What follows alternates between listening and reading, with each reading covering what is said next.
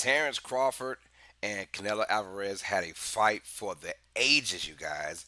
We have a brand new champion, Mr. Terence Bud Crawford. I'm going to break down my reaction of how he became undisputed 168-pound super middleweight champion of the world. When we come right back, y'all. Let's get it. To the right hand, Ricardo, intercepted by Tiger. Oh no! Intercepted by Cincinnati. Stallone, it looks like that. The face of Stallone and the Ava. Oh no! Keith Lee! Oh, a double team! Come on, PJ. For a wrist, one. Oh, PJ fell out.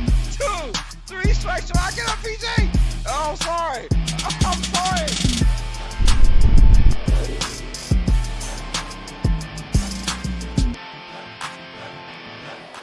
This is Uneducated Sports Talk. Stay smart, stay uneducated.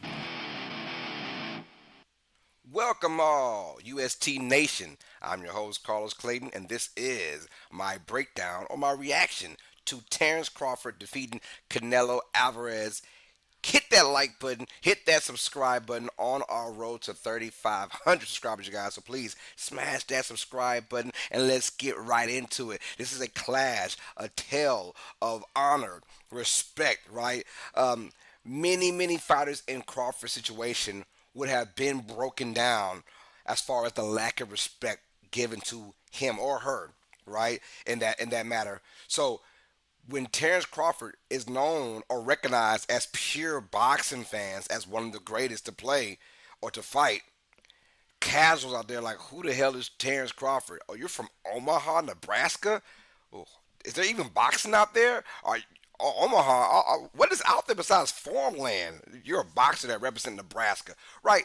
So you kind of get those insults. You kind of get categorized as just a really good boxer, but you haven't faced really a top dog. And throughout the entire conversations, that was Canelo's defense. Like, dude, you haven't faced anybody. I've faced a lot of these top names. Floyd Mayweather, Triple G twice. For a trilogy. So I mean, he had been there and kind of done that. But you knew that Terrence Bud was like, yo, I just need my shot. And he felt like he was getting shafted when it came down to getting his position. We even remember he had a chance to fight Pacquiao or wanted to fight Pacquiao in 2018. Pacquiao said nah, or it just never happened. I don't know if it was Pacquiao's fault, but it just never happened because promoters didn't want to promote Terence Bud Crawford. Well, fast forward to 2025, Terence Crawford, who's been fighting at 140 to 147, as high as 154 recently, and he said, no. To make things fair, that I don't want to hear no BS, I'm going to move up 2 extra weight classes now to fight arguably the greatest fighter of our generation in Saul Canelo Alvarez. And he said, I'm going to go and be at your weight at 168. So people like myself are saying, whoa, that's too big of a jump, my guy. That's too big of a jump, and you won't last because of all that muscle that you put on there. You have less speed, and now Canelo has that power. But then, right before the fight, maybe 2 or 3 days before that, I thought to myself, man, Bud has been advocating for this fight now for almost 2 years.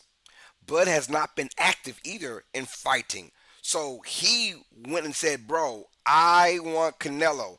I imagine even during that time, my man was getting big. He was in the gym. And let me tell you about how you lose weight. Cardio, obviously. But how you gain weight, it is not just through eating a lot. No, because you just can't eat and gain weight. No, you got to keep the muscle, right? That is lifting weights. That means my man's been in the gym probably about a year and a half now. Him and his team getting together and just getting big. Getting big. Staying fast, eating right, and just getting big. And that is exactly what Terence Crawford did. He is the constant professional.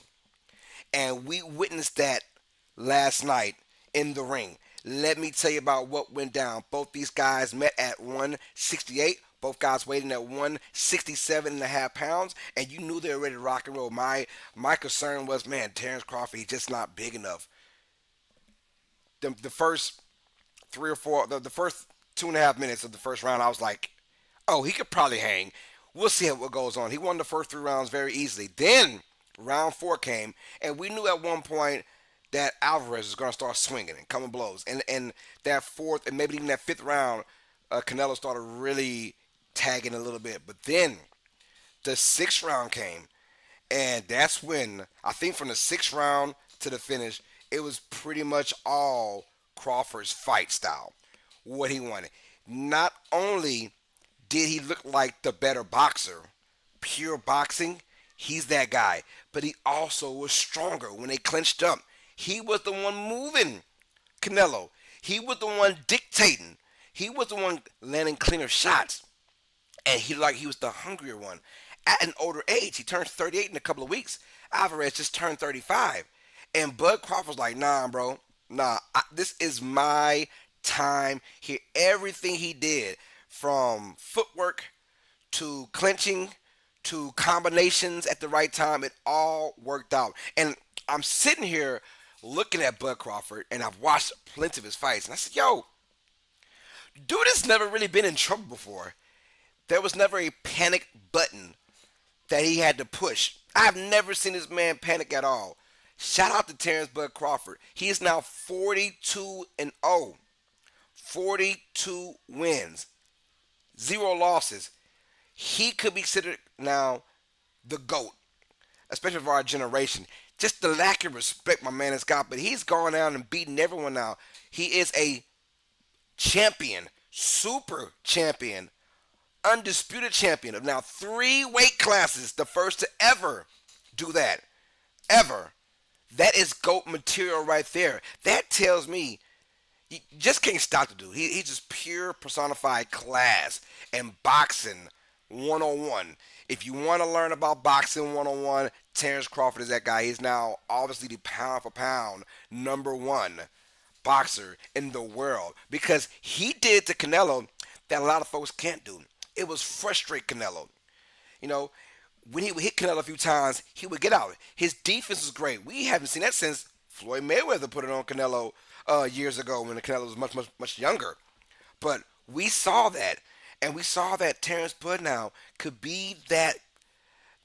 I ain't gonna say the face of boxing because he's just too quiet and he won't allow himself to be the face of boxing.